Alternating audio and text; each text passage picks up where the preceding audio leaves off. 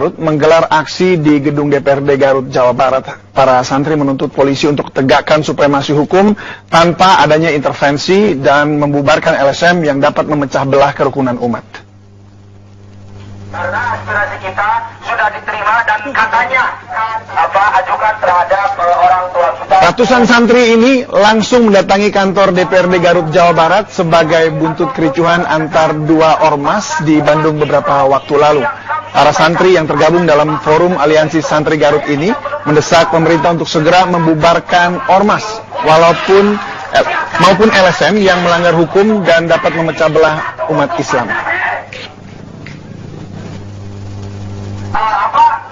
Sambutan yang lebih karena kita aturkan dan ucapkan terima kasih kepada aparat kepolisian hadir ikut serta dalam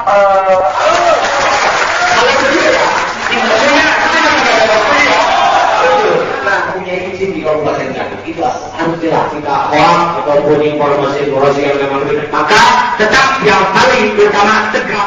Masa prihatin dengan keberadaan ormas maupun LSM yang kerap kali meresahkan masyarakat dan melanggar hukum. Para santri menyayangkan ormas keagamaan yang mengatasnamakan Islam, tapi justru melakukan tindak kekerasan. Dewan juga sebagai kita beretikakan dan berideologikan Pancasila, mohon untuk bisa mencabut kalau dia karena aspirasi kita sudah diterima dan katanya ajukan terhadap orang tua kita di rumah. Ada indikasi ataupun Yang pertama saya tuntutan pastinya itu memberikan dukungan dan support terhadap Kapolda Jawa Barat yang notabene pada hari ini sedang ada dalam musibah tentunya. Bahwa saya memberikan dukungan bahwa tegakkanlah supremasi hukum tanpa ada intervensi atau kesan ketakutan dari penekan-penekan yang lain yang tidak bertanggung jawab. Itu yang pertama. Yang kedua bahwa saya menekankan juga bahwa tertibkanlah LSM dan ormas-ormas yang tidak jelas, yang tidak mempunyai ADART. Jangan sampai begini, ada kasus bahwa ketika pakai seragam bahwa itu adalah ormas kami, ketika pakai punya kartu anggota itu adalah ormas kami, sementara ADART itu tidak jelas seperti itu. Polda Jawa Barat telah aksinya dibubarkan. Mereka menilai aksi-aksi ormas yang anarkistis dan intoleran telah meresahkan masyarakat. Secara ini seluruh kalian. salam nasional kita. Marilah kita buktikan. Ratusan anggota organisasi masyarakat se-Jawa Barat ini berkumpul di depan gedung Sate Kota Bandung. Mereka menuntut pemerintah membubarkan ormas-ormas yang kerap kali berbuat anarkistis. Aksi ini dihadiri tokoh-tokoh Sunda, ulama, tokoh masyarakat, dan santri Jawa Barat. Pancasila. Pancasila. Warahmatullahi wabarakatuh. Mereka menilai bentrokan antar ormas yang terjadi Kamis pekan lalu di depan Mapolda Jawa Barat telah meresahkan masyarakat Jawa Barat. Karena itu cukup beralasan jika pemerintah membubarkan ormas-ormas yang kerap kali berbuat anarkis. Dari Yayasan Pondok Pesantren Al Salafi, Kabupaten Ciwalingi, Cirebon. Kita bisa ketua organisasi kemanusiaan. Sementara itu sejumlah organisasi kepemudaan di Jawa Barat antara lain Pemuda Pancasila, Pemuda Muhammadiyah, KNPI, Riges, dan Ormas XTC mendeklarasikan Jawa Barat kondusif. Dalam deklarasi ini mereka meminta elit politik nasional tidak memindahkan ketegangan nasional ke Jawa Barat. Menurut mereka, ketidakstabilan di Jawa Barat akan berpengaruh pada stabilitas nasional. Para pimpinan organisasi kepemudaan juga meminta Kapolri mengevaluasi seluruh Kapolda di Indonesia, khususnya Jawa Barat, dalam menangani aksi unjuk rasa ormas-ormas anarkis. Deklarasi ini merupakan reaksi mereka atas kericuan yang terjadi antara dua kelompok ormas di Bandung Kamis pekan lalu. Kita bisa ketua organisasi kemasyarakatan kesempatan siang hari ini dalam semangat awal. Ratusan santri yang tergabung ke dalam forum kasus dugaan penghinaan Pancasila dan lambang negara dari penyelidikan menjadi penyidikan. Polda Jawa Barat juga akan melakukan gelar perkara dan memanggil kembali Rizik Syihab untuk diperiksa sebagai saksi pada pekan depan.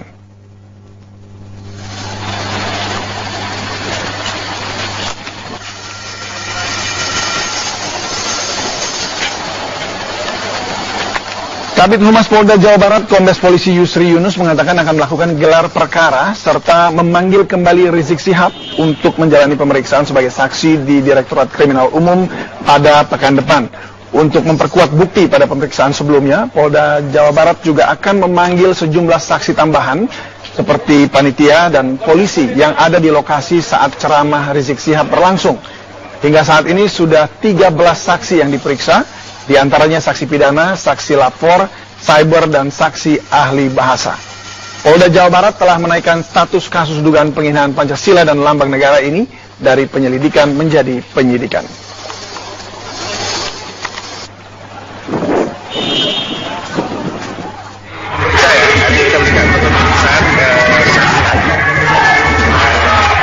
Mudah-mudahan dalam minggu ini semua rampung, sehingga kita akan melakukan gelar perkara lagi untuk bisa mengambil langkah-langkah selanjutnya. Kemungkinan setelah gelar perkara nanti akan ada pemeriksaan terhadap Rizik Syihab dan itu masih dalam penyidikan sebagai saksi. Statusnya sekarang masih Sebagai saksi. Masih saksi ya? Ada berapa saksi Bang? Totalnya sekarang yang diperiksa saksi? Total saksi sekarang diperiksa ada 13 saksi yang diperiksa. Ya. Mudah-mudahan minggu depan kita lakukan gelar perkara. Minggu depan untuk bisa menentukan apa lagi yang harus kita lakukan.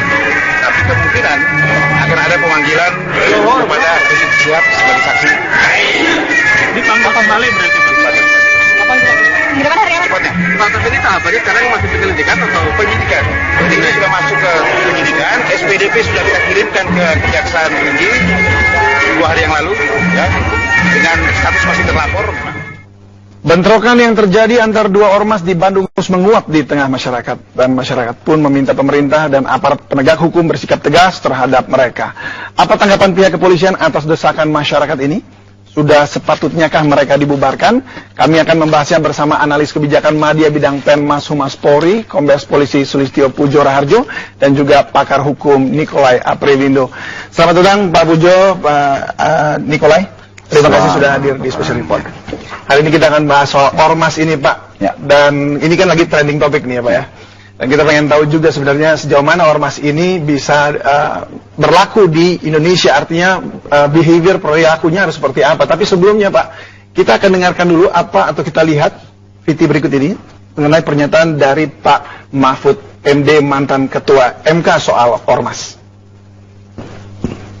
Setuju melakukan pembubaran ormas-ormas yang nyata-nyata intoleran dan melanggar ketentuan undang-undang, apalagi sampai mengancam ideologi negara Pancasila.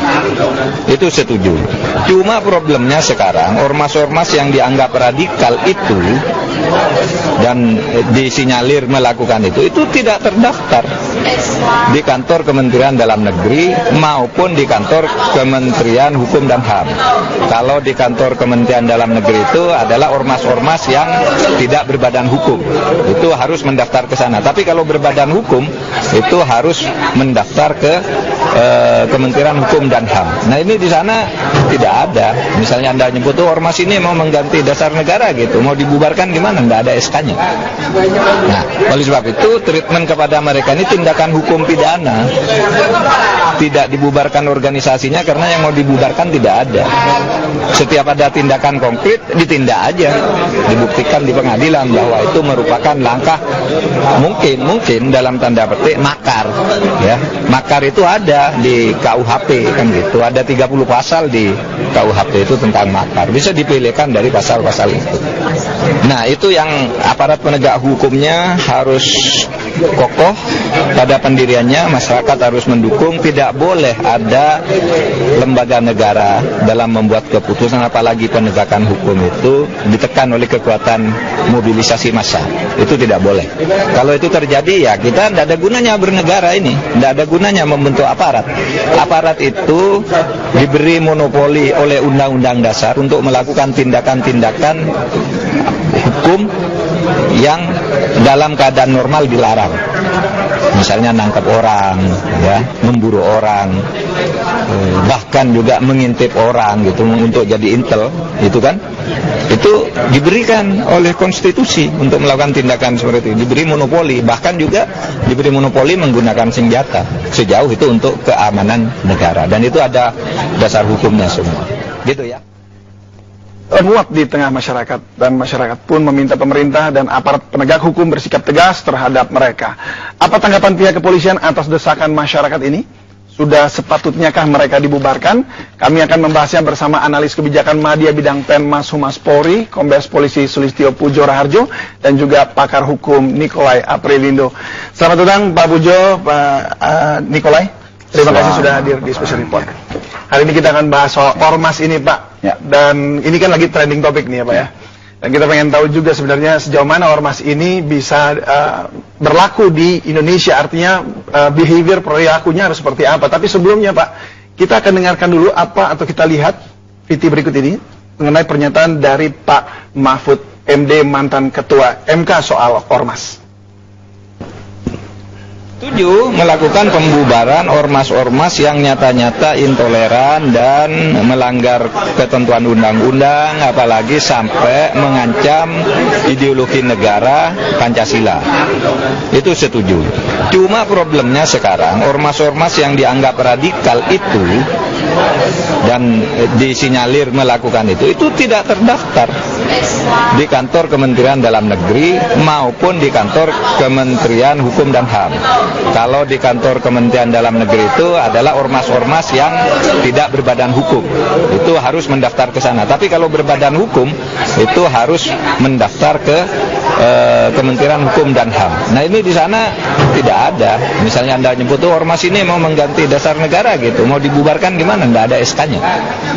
Nah oleh sebab itu treatment kepada mereka ini tindakan hukum pidana. Tidak dibubarkan organisasinya karena yang mau dibubarkan tidak ada. Setiap ada tindakan konkret ditindak aja, dibuktikan di pengadilan bahwa itu merupakan langkah mungkin dalam tanda petik makar, ya. Makar itu ada di KUHP kan gitu, ada 30 pasal di KUHP itu tentang makar, bisa dipilihkan dari pasal-pasal itu. Nah itu yang aparat penegak hukumnya harus kokoh pada pendiriannya, masyarakat harus mendukung, tidak boleh ada lembaga negara dalam membuat keputusan apalagi penegakan hukum itu ditekan oleh kekuatan mobilisasi massa. Itu tidak boleh.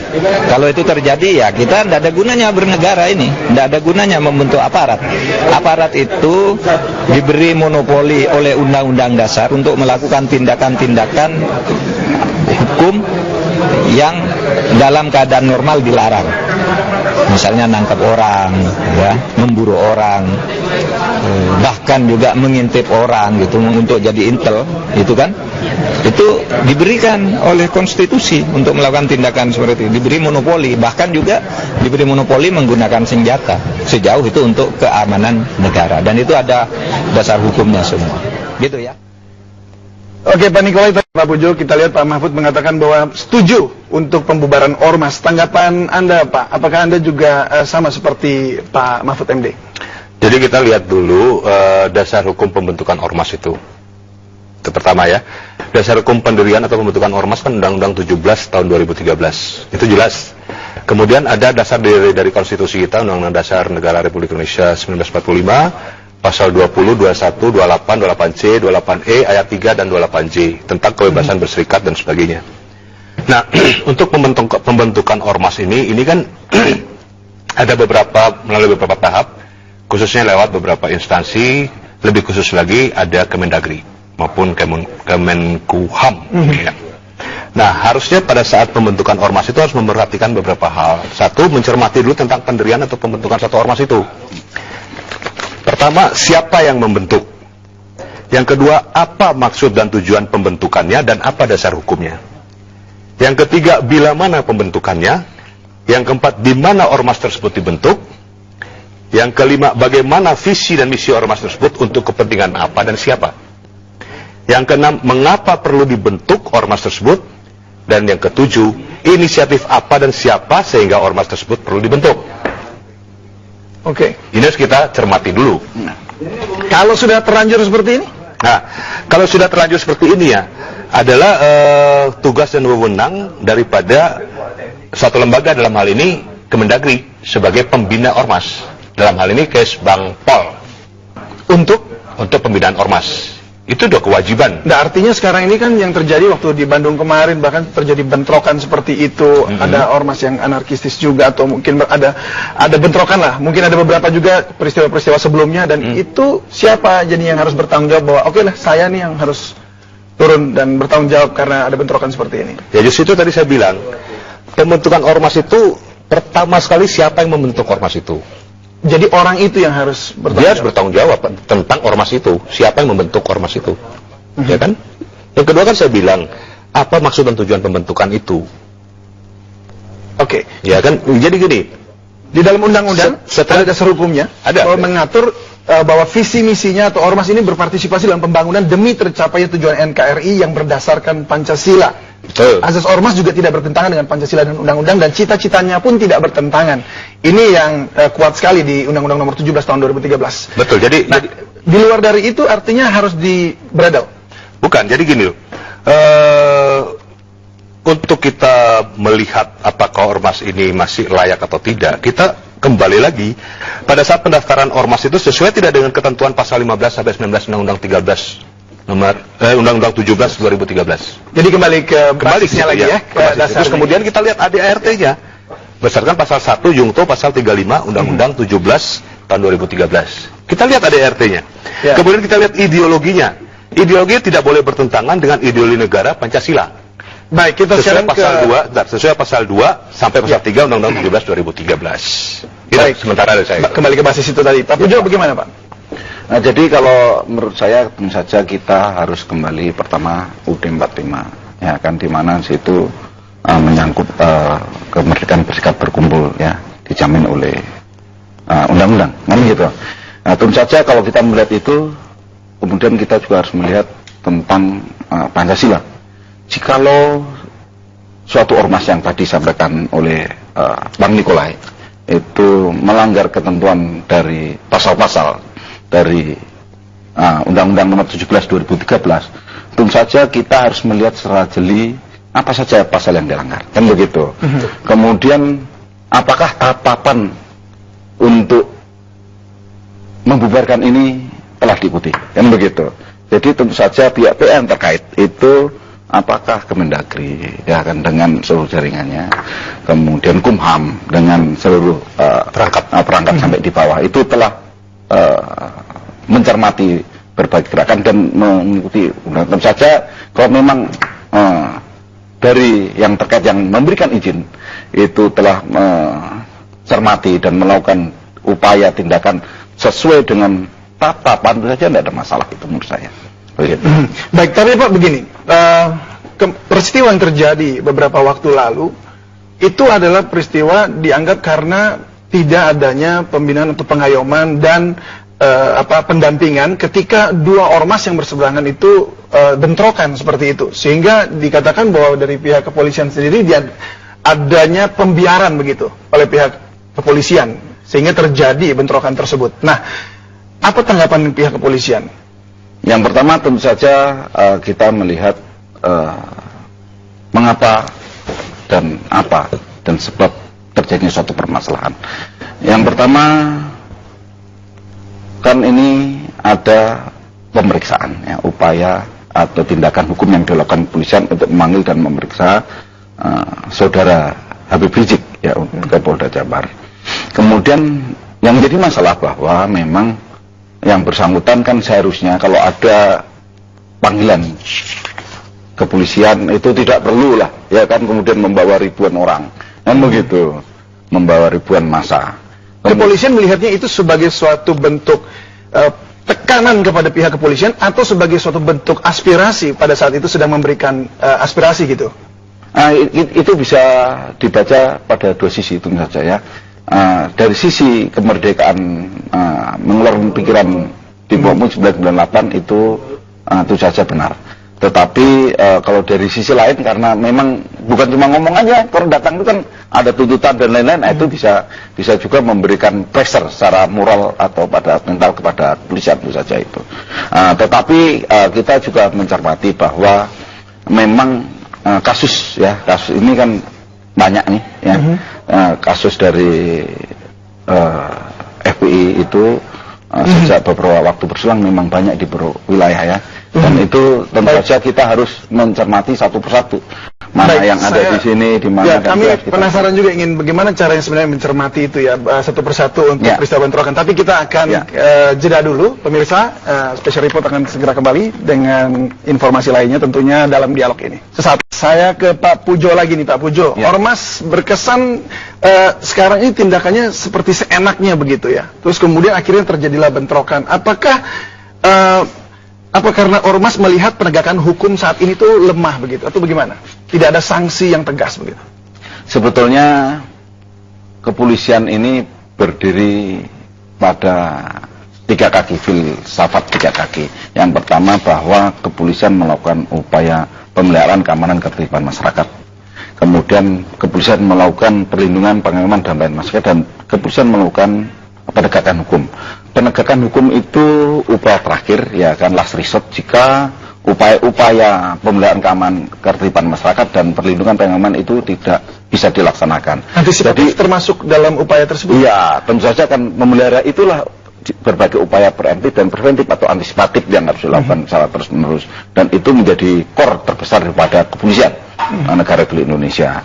Jadi kalau selama ini polisi telah berusaha secara maksimal, antara lain program satu Babin Kantimas, satu desa. Intinya adalah bahwa kita berusaha memperbesar tenaga kita, kekuatan kita pada porsi yang sebenarnya, di mana untuk apa yang Kantimas itu menjadi upaya atau pencegahan preemptif dan preventif itu menjadi upaya terbesar kita. Baik, dan untuk apa yang sudah terjadi itu Pak, apakah bisa diterapkan sanksi-sanksi? Karena kalau dilihat kelihatannya sanksi-sanksi ini sulit sekali untuk diterapkan dan prosesnya begitu panjang dan jadinya ribet begitu.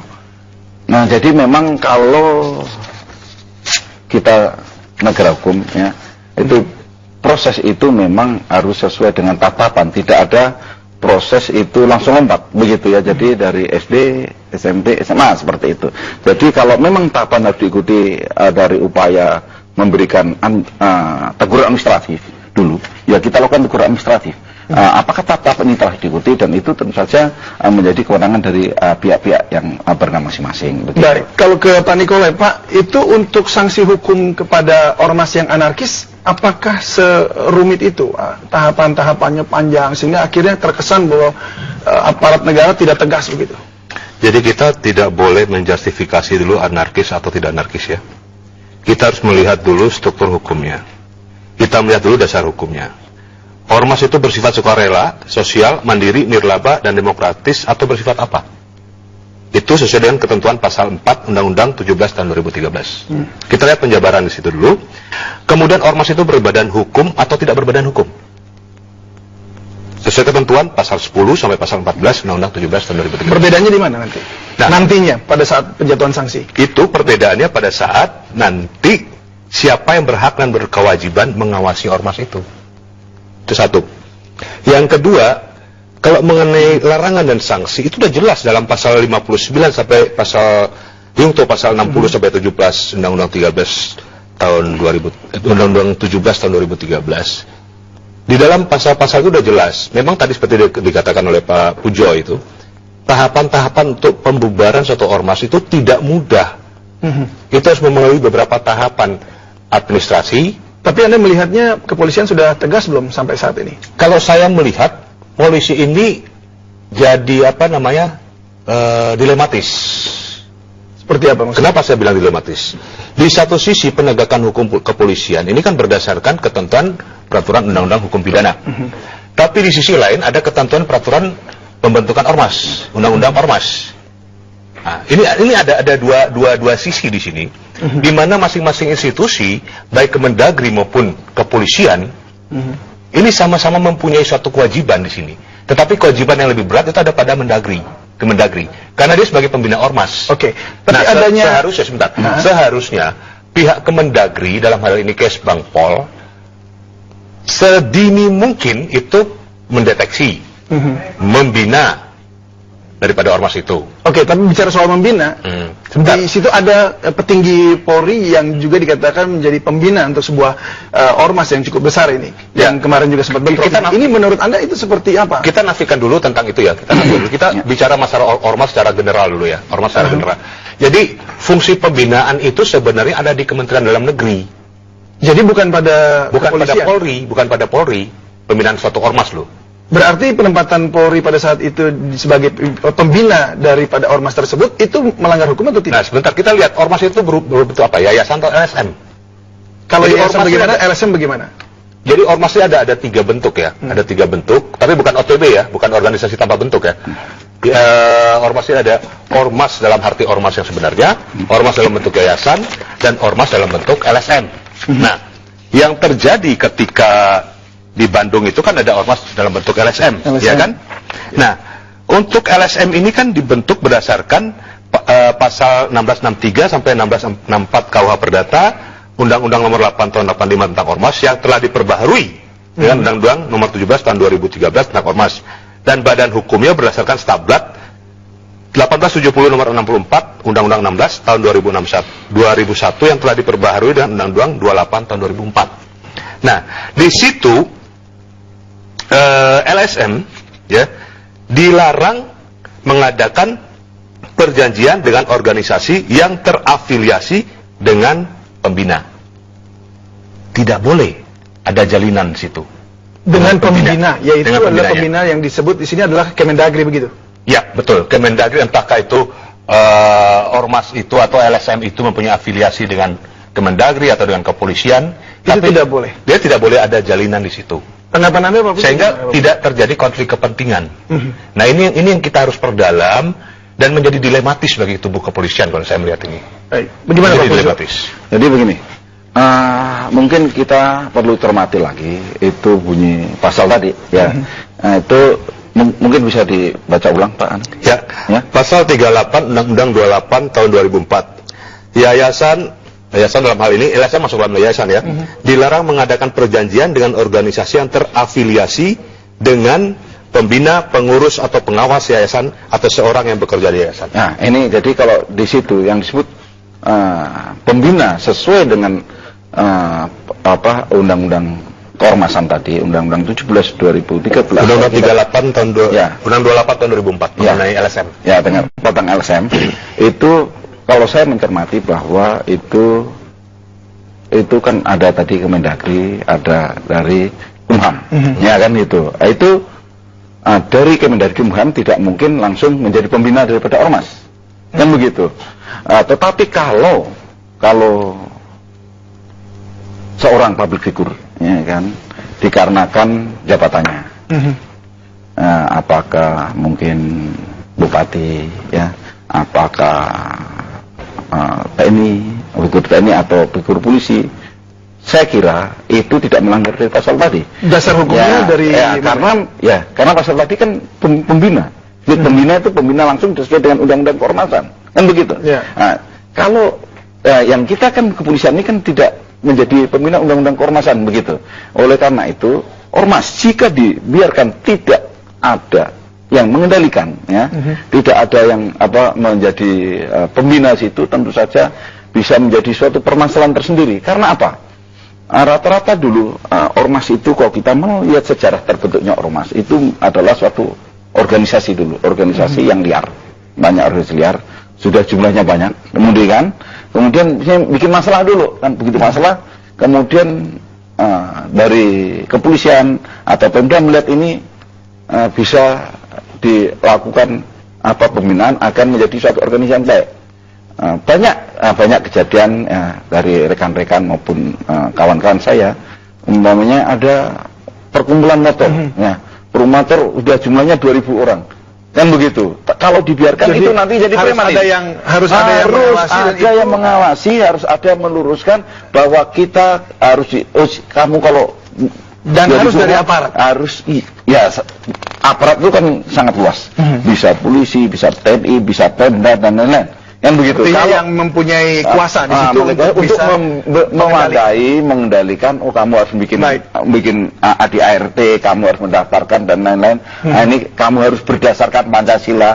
Kamu harus kamu tidak boleh menjadi preman, bukan ini harus nasionalisme dan lain-lain. Ini harus ada yang mewadai dan ini menjadi kewajiban kita bersama. Dan biasanya orang memiliki power, in power itu biasanya melihat ini bisa mengendalikan karena memiliki wibawa itu begitu. Oke, kita akan lanjut dialog kita ini Pak Nikolai juga, tapi akan jeda dulu. Sesaat lagi pemirsa, tetaplah bersama kami di Special Report. Anda masih bersama kami di Special Report dan kami masih terus berbincang-bincang seputar ormas. Sekali lagi sekarang ke Pak Pujo nih Pak.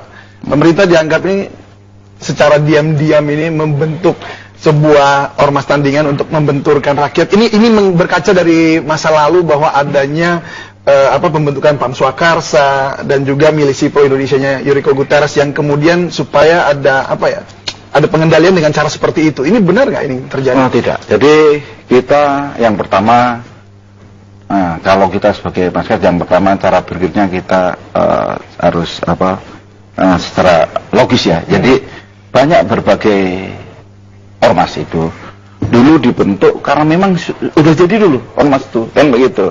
Kayak salah satu ormas di Jawa Barat yang kemarin bermasalah itu dulu karena udah besar sekali. Udah besar, salah satu pejabat kita melihat itu bahwa harus ada yang menghandle, kan begitu.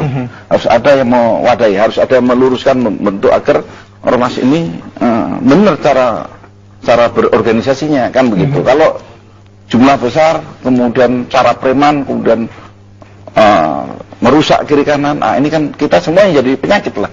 Jadi harus ada membinanya, dan itu sudah lama sekali. Begitu juga saya yakin salah satu ormas yang dulu dibentuk di Jakarta itu sudah lama.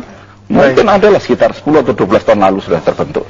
Dan itu proses yang panjang, begitu besar sekali. Dan itu tidak bisa kita nyatakan bahwa karena ada kepentingan taktis yang langsung, karena memang sudah dibentuk dulu jauh sebelum ada berbagai masalah. Baik, Pak Nikolai, kalau tanggapan Anda? Saya hanya mau melihat bahwa masalah pembentukan ormas tersebut apakah ormas itu dibentuk untuk kepentingan pendidikan atau kebudayaan, sah-sah saja, keagamaan, sosial kemasyarakatan, politik, ekonomi, atau bergerak di bidang partisipasi masyarakat untuk keamanan ketertiban. Untuk keamanan dan ketertiban. Atau untuk pertahanan negara. Tadi kan Anda sebut tentang adanya seperti yang di Yuriko Guterres. Yang di tim-tim dulu kan. Ya, itu kan partisipasi masyarakat dalam pembelaan negara. Sah-sah saja selama ormas ini dalam koridor hukum dan selama tunduk pada aturan perundang-undangan yang ada. Yang ada saat ini menurut Anda banyakkah yang sudah di luar dari koridor hukum? Kalau saya melihat mereka masih tetap pada koridor hukum tetapi melenceng daripada visi misi. Artinya apakah visi misi mereka atau visi misi sesuai dengan undang-undang dasar, undang-undang visi misi pembentukan ormas dan visi misi sesuai ADART mereka. Ini banyak yang melenceng ormas-ormas sekarang ini. Sehingga akibatnya akan menjadi seperti akibatnya menjadi ormas yang anarkis. Ya kan? Karena apa? Pertama, dalam hal ini Kemendagri itu lengah dalam pembinaan, kalau saya bilang. Kurang. Pembinaan ada tapi kurang. Seharusnya seperti apa? Jadi sesuai dengan ketentuan itu kan yang berhak mengawasi. Nah, ini kan ada kata mengawasi. Apakah Kemendagri harus menurunkan orang-orangnya untuk terus mengawasi dan membina, menjaga hubungan begitu? Lah di Kemendagri itu kan ada nama Kesbangpol. Kesbangpol itu dari tingkat pusat sampai tingkat kabupaten ada. Jadi lebih kepada Kemendagri melakukan pembiaran justru? Atau bukan pembiaran, tapi kurang pembinaan. Kurang ini bagaimana terjemahannya? Jadi gini loh, salah satu ormas misalnya, ada salah satu ormas yang bertindak mungkin tidak sesuai dengan ADART atau visi misinya. Harusnya Kesbangpol itu langsung memanggil pimpinan ormasnya. Ini ormas kamu mau bawa kemana? Visi misimu begini, ADART-mu begini. Dipanggil. Menurut Anda sekarang mereka lebih bagaimana? Apakah mereka bisa memanggil seperti itu, seperti ada kekuasaan untuk itu, atau malah justru kalah? Kemendagri kan ada kekuasaan sebagai pemerintah. Iya, jadi posisinya sekarang seperti bagaimana? Jadi posisinya apakah ormas jadi lebih kuat daripada Bukan. Ormas itu tidak mungkin akan kuat ya kalau pengawasan melekat atau pengawasan atau pembinaan melekat. Dia tidak mungkin akan menjadi kuat dan sewenang-wenang kalau pihak pengawas atau pembina itu melekat. Ibarat orang tua kita dibiarkan begitu saja kan, kita akan jadi liar tanpa diawasi oleh orang tua kita. Baik, jadi Itu sebenarnya ini analoginya karena dari Kemendagri sendiri tidak memberikan perhatian khusus itu ya? Bukan memberikan perhatian khusus, kurang pembinaan. Kurang pembinaan. Itu Tanggapan dari kepolisian bagaimana? Nah, jadi begini, tentu saja kalau sejak awal ya ormas itu kok dibentuk kalau memang terdaftar di Kemendagri atau di Kumham, itu tentu saja saya yakin visi misi awalnya maupun ADART-nya benar. Kan begitu, maksudnya sesuai dengan Pancasila, tidak bertentangan dengan sila 1, sila 2, 3 maupun sampai sila 5. Itu juga tidak bertentangan dengan berbagai pasal di UUD 45. Tetapi tentu saja kita perlu melihat apakah ormas-ormas yang dulu bentuk itu kemudian sudah melenceng visi misinya dan memang dilakukan perubahan visi misi itu. Kita cek ulang, benar enggak visi misinya? Apa cek ulang saja itu cukup? Ya tentu saja salah satu prasyarat itu untuk melihat visi misi kemudian ADART udah kalau berubah berarti memang memiliki visi misi yang berbeda dari sejak awal pembentukan dan itu harus dibubarkan. Nah itu proses atau harus dibina dan dibina dulu diberi surat harus ada ya harus ada yang membina dalam tahapan dulu. Mengapa kamu sudah berubah dari visi misi kamu kan begitu? Mengapa kamu melakukan kegiatan kok begini kan visi misi kamu seperti ini, apa kamu udah rubah? Cek ulang. Benar cek ulang, karena yang terdaftar biasanya kalau terdaftar di Kumham, di Kemendagri saja yang awalnya dibentuk begitu dirubah ya berubah, dicek lagi ke markasnya udah berubah nggak, ditanya ke anggota, tertanya ke di kabupatennya, di provinsi panjang berubah ya memang itu proses. Makanya tadi Bang untuk ADART bahwa kita proses panjang kayak gitu loh. Baik Pak Bujo, terima kasih banyak. Satu hal ya, ini supaya pembicaraan masyarakat ya. Oke, singkat saja Pak. Singkat saja sudah jadi untuk pemberdayaan ormas ini di pasal 40 ya Undang-Undang 17 tahun 2013. Pemerintah dan atau pemerintah daerah melakukan pemberdayaan ormas untuk meningkatkan kinerja dan menjaga keberlangsungan hidup ormas. Ini kuncinya. Itu kuncinya. Baik, pemerintah bertanggung jawab juga untuk itu ya. Baik, terima kasih banyak sekali lagi Pak Nikolai sudah bergabung bersama kami dan juga Pak. Terima kasih Bang David. Terima kasih banyak. Ya, pemirsa, perbincangan mengenai ormas ini sekaligus mengakhiri jumpa kita dalam special report. Saya David Silahi undur diri. Terima kasih atas kebersamaan Anda.